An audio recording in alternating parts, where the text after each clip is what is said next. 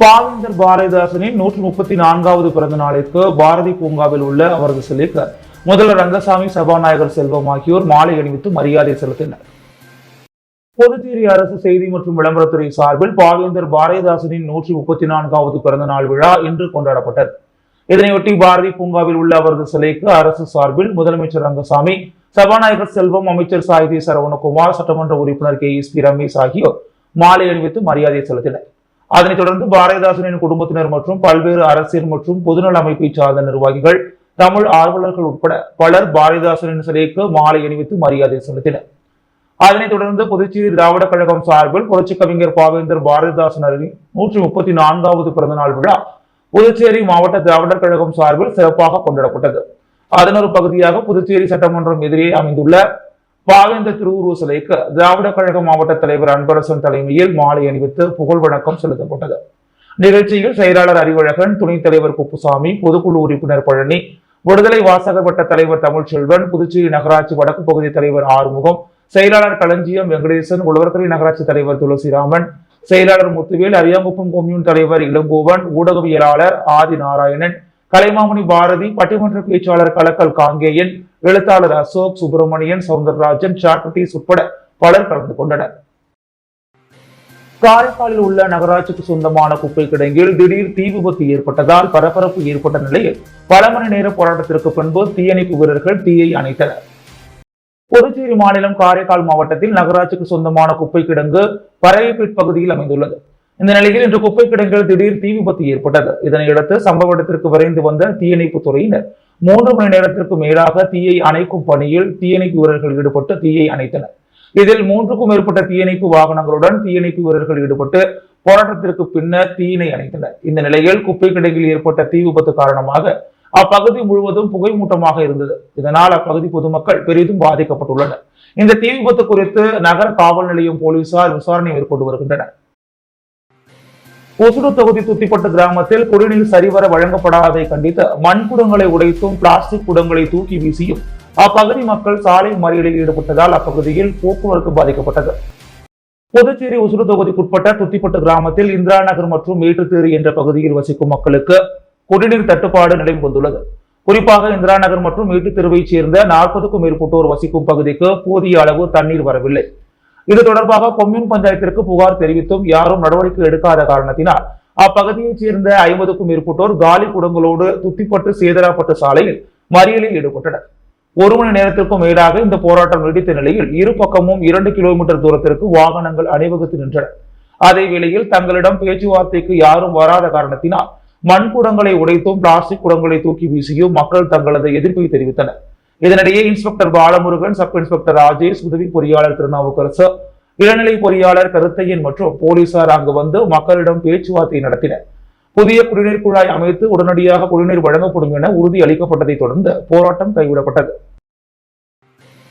வேலுநாச்சியார் இயக்கத்தின் சித்திரை தமிழ் புத்தாண்டு பாரதிதாசன் பிறந்தநாள் விழாவில் சட்டமன்ற உறுப்பினர் VP ராமலிங்கம் கலந்து கொண்டு கவிஞர்களுக்கு சான்றிதழை வழங்கி பாராட்டுக்களை தெரிவித்தார். வேலுநாச்சியார் இயக்கத்தின் சித்திரை தமிழ் புத்தாண்டு பாரதிதாசன் பிறந்தநாள் விழா புதுச்சேரி வீர தமிழரசி வேலுநாச்சியார் இலக்கிய சமூக இயக்கம் கவியரங்க விழா நடத்தியது. வேலுநாச்சியார் இயக்கத்தின் பொறுப்பாளர்கள் கலைவாணி கணேசன், கதிரவன், நாகராஜன், வெற்றிவேலன், ஆசிரியர் அழகேசன், இளங்குயில், கவிஞர்கள் மனோஜ்குமார், கதிரேசன், மதன் ஆகியோர் விழாவினை தொடங்கி வைத்தனர். புதுவை சட்டமன்ற உறுப்பினர் VP ராமலிங்கம் தலைமை ஏற்று சித்திரை தமிழ் புத்தாண்டு குறித்து தலைமை உரையாற்றினார். மேலும் கவியரங்கில் கலந்து கொண்ட கவிஞர்களுக்கு பாராட்டு சான்றிதழ் வழங்கினார். கண் மருத்துவ நிபுணர் வனஜா வைத்தியநாதன் முன்னிலை உரை வழங்கினார். புதுவை தமிழ்ச்சங்கத்தின் பொருளாளர் அருள் செல்வம் பாராட்டுரை வழங்கினார். சுங்கத்துறை ஆய்வாளர் இயக்கத்தின் நிறுவன தலைவர் NS கலைவரதன் நோக்குவரையாற்றினார். சமூக சேவகர் வெற்றி செல்வம், உலக சாதனையாளர் வெங்கடேசன், முன்னாள் ராணுவ வீரர் சசிகுமார் ஆகியோர் வாழ்த்துரை வழங்கினர். இந்நிகழ்ச்சியை கலைமாமணி நமச்சிவாயம், பிரமிளா மேரி, மாணவி சமீக்ஷா ஆகியோர் ஒருங்கிணைத்தனர். ஏராளமான கவிஞர்கள், பொதுமக்கள் கலந்து கொண்டனர். நிகழ்ச்சியின் நிறைவில் தமிழ் புத்தாண்டின் சிறப்பு பரிசுகள் வழங்கப்பட்டது.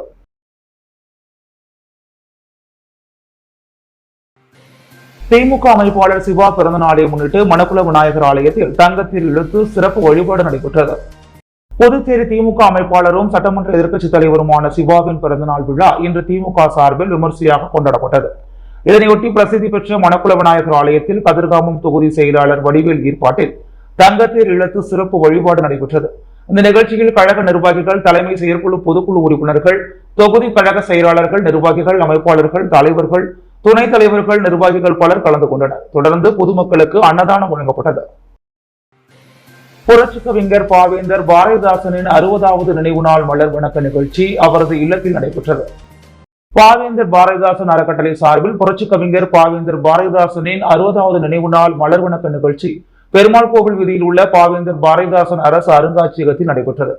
அங்கு அலங்கரித்து வைக்கப்பட்டிருந்த அவரது சிலை மற்றும் அவரது திருவுருவப் படத்திற்கு தலைவர்கள், தமிழக அறிஞர்கள், கவிஞர்கள், எழுத்தாளர்கள், கலைஞர்கள், சமூக அமைப்பினர்கள், பாவேந்தர் பாரதிதாசன் அறக்கட்டளை தலைவர் கு. பாரதி, கலைமாமணி டாக்டர் நமச்சிவாயம் மற்றும் பொதுமக்கள் பலர் பங்கேற்று மலர் வணக்கம் செலுத்தினர்.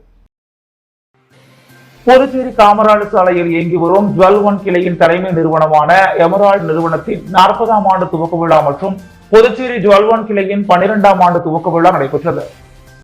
புதுச்சேரி காமராஜர் சாலையில் இயங்கி வரும் ஜுவல் ஒன் கிளையின் தலைமை நிறுவனமான எமரால்டு நிறுவனத்தின் 40ஆம் ஆண்டு துவக்க விழா மற்றும் புதுச்சேரி ஜுவல் ஒன் கிளையின் 12ஆம் ஆண்டு துவக்க விழா நூறடி சாலையில் உள்ள சன்வே ஹோட்டலில் நடைபெற்றது. இந்த நிகழ்ச்சியின் ஒரு பகுதியாக பாடல், விளையாட்டு நிகழ்ச்சியும் நடைபெற்றது மற்றும் அட்சய திருதியை முன்னிட்டு புத்தம் புதிய தங்கம் மற்றும் வைர நகைகளும் அறிமுகப்படுத்தப்பட்டது.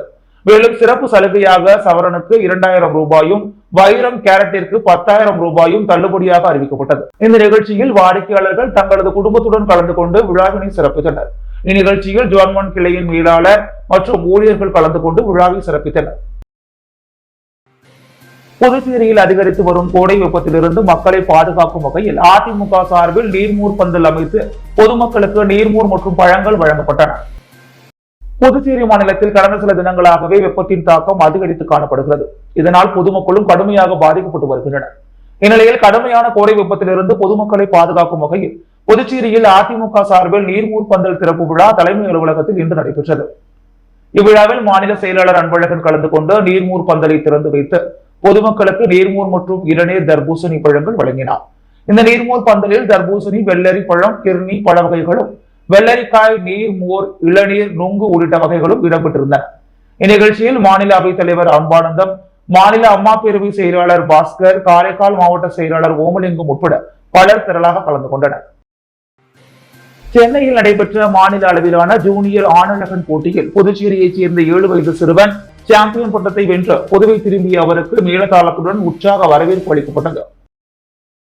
தெற்காசியா மற்றும் இந்தியன் பாடி பில்டர்ஸ் அசோசியேஷன் சார்பில் 5ஆம் ஆண்டு சாய் கிளாசிக் 2024 ஆணழகன் சாம்பியன்ஷிப் போட்டி சென்னை புரசைப்பாக்கம் தனியார் திருமண மண்டபத்தில் நடைபெற்றது. இந்த போட்டியில் சீனியர், ஜூனியர், பாடி பில்டிங் உள்ளிட்ட பல்வேறு பிரிவுகளில் இந்த போட்டி நடைபெற்றது.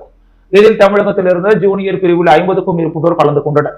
அதில் புதுச்சேரியிலிருந்து பாஸ் பிட்னஸ் ஜிம் சார்பில் கலந்து கொண்ட ரிசீவன் முதல் பரிசையும், ஆதிஷ் 2ஆம் இடத்தையும் தட்டிச் சென்றனர். இவர்களுக்கு சான்றிதழ்களும் பதக்கங்களும் வழங்கி கௌரவிக்கப்பட்டது. பட்டங்களை வென்று புதுச்சேரி திரும்பிய இவர்களுக்கு உற்சாக வரவேற்பு அளிக்கப்பட்டது. இதில் அவர்களுக்கு மாலை அணிவித்தும், பட்டாசுகள் வெடித்தும், தாரை தப்பட்டையுடன் வரவேற்கப்பட்டது. மாநில அளவில் சென்னையில் நடைபெற்ற ஜூனியர் ஆணழகன் போட்டியில் புதுச்சேரியைச் சேர்ந்த 7 வயது சிறுவன் ரிசீவன் முதல் பரிசையும் மற்றும் 6 வயது சிறுவன் ஆதிஷ் 2ஆம் பரிசையும் வென்றது புதுச்சேரிக்கு மேலும் பெருமை சேர்த்துள்ளது என்பது குறிப்பிடத்தக்கது. புதுவை வண்ணான் சமூக மக்களின் இலவச கல்வி திட்டத்திற்கு குலத்தொழில் மற்றும் கிராம விசாரணை அடிப்படையில் ஜாதி சான்றிதழ் வழங்க விரைந்து நடவடிக்கை எடுப்பதாக வட்டாட்சியர் உறுதியளித்த நிலையில் அவர்களது போராட்டம் கைவிடப்பட்டது. புதுச்சேரி புதுவை வண்ணான் விடுதலை இயக்கம், புதுவை மாநில தலித் பழங்குடியினர் கூட்டமைப்பு மற்றும் பொதுநல அமைப்பினர் புதுவை வண்ணான் சமூக மக்களின் இலவச கல்வி திட்டத்திற்கு மற்றும் குலத்தொழில் மற்றும் கிராம விசாரணை அடிப்படையில் ஜாதி சான்றிதழ் தர மறுக்கும் புதுச்சேரி வட்டாட்சியர் பிரிதேவியை கண்டித்து 100 அடி சாலையில் உள்ள அவரது அலுவலகத்தை முற்றுகையிடும் போராட்டம் நடைபெறும் என்று அவர்கள் அறிவித்திருந்தனர். அதன் அடிப்படையில் இன்று 100 அடி சாலையில் உள்ள வட்டாட்சியர் அலுவலகம் முன்பு அவர்கள் திரண்டனர். இதனையடுத்து பேச்சுவார்த்தைக்கு அழைத்த வட்டாட்சியர் பிரிதேவி உங்களது கோரிக்கை அடிப்படையில் ஜாதி சான்றிதழ் வழங்க விரைந்து நடவடிக்கை எடுப்பதாக உறுதியளித்தார். இதனையடுத்து அவர்களது போராட்டம் கைவிடப்பட்டது. இதனையடுத்து செய்தியாளர்களை சந்தித்த புதுவை வண்ணான் விடுதலை இயக்கத்தின் தலைவர் கூத்தன் என்ற தெய்வநீதி, கடந்த 60 ஆண்டு காலமாக தாங்கள் இந்த தொழிலை செய்து வருகிறோம். எங்களுக்கு ஜாதி சான்றிதழ் விரைந்து வழங்க நடவடிக்கை எடுக்க வேண்டும் என்று கோரிக்கை வைத்தோம். அதன் அடிப்படையில் வட்டாட்சியர் உரிய விசாரணை மற்றும் ஆவணங்களை சரிபார்த்து விரைந்து வழங்க நடவடிக்கை எடுப்பதாக உறுதியளித்தார். இந்த நிலையில் எங்களது போராட்டம் கைவிடப்பட்டதாக அவர் தெரிவித்தார். மாநில அளவில் நெட்பால் விளையாட்டு போட்டியில் வெற்றி பெற்றவர்களுக்கு பரிசளிப்பு விழா நடைபெற்றது. புதுச்சேரி அமைச்சூர் நெட்பால் சங்கத்தின் சார்பாக 5வது ஜூனியர் ஆடவர் மற்றும் மகளிர் நெட்பால் போட்டியை புதுச்சேரி முத்தியால்பேட்டையில் உள்ள வாசவி மேல்நிலைப் பள்ளியில் கடந்த 2 நாட்களாக நடைபெற்றது. இதில் புதுச்சேரி அமைச்சூர் நெட்பால் சங்கத்தின் பதிவு பெற்ற ஆடவர் பிரிவில் முதலாம் இடத்தை சரவணன் விளையாட்டுக் கழகம், 2ஆம் இடத்தை சத்யசந்திர விளையாட்டு அணியும், 3ஆம் இடத்தை வாசவி மேல்நிலைப்பள்ளி அணியும், 4ஆம் இடத்தை என்ஆர் விளையாட்டு அணியும் பிடித்தனர். இதில் சிறப்பு விருந்தினராக இந்திரா நகர் தொகுதி காங்கிரஸ் பிரமுகர் ராஜ்குமார் மற்றும் வாசவி பள்ளியின் முதல்வர் மாரிமுத்து பரிசு வழங்கி சிறப்பித்தனர்.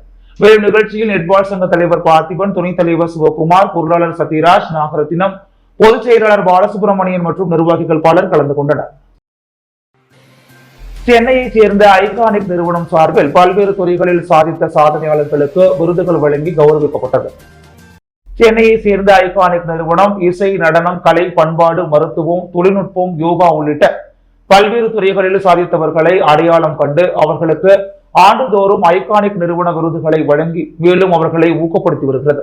இதன் ஒரு பகுதியாக 2024ஆம் ஆண்டிற்கான சாதனையாளர்களுக்கு விருதுகள் வழங்கி கௌரவிக்கும் நிகழ்வு புதுச்சேரி கம்மன் கலை அரங்கில் நடைபெற்றது.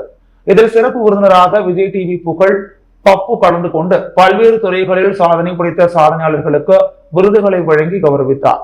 இந்த நிகழ்ச்சியில் ஏராளமான சாதனையாளர்கள், பொதுமக்கள் என அனைவரும் திரளாக கலந்து கொண்டனர். புதுவையின் அன்றாட நிகழ்வுகளை காண பாண்டி ஹெட்லைன்ஸ் யூடியூப் சேனலை சப்ஸ்கிரைப் பண்ணுங்க. தொடர்ந்து எங்களுடன் இணைந்திருக்க பக்கத்தில் உள்ள பெல் பட்டனை பிரஸ் பண்ணுங்க, லைக் பண்ணுங்க, ஷேர் பண்ணுங்க.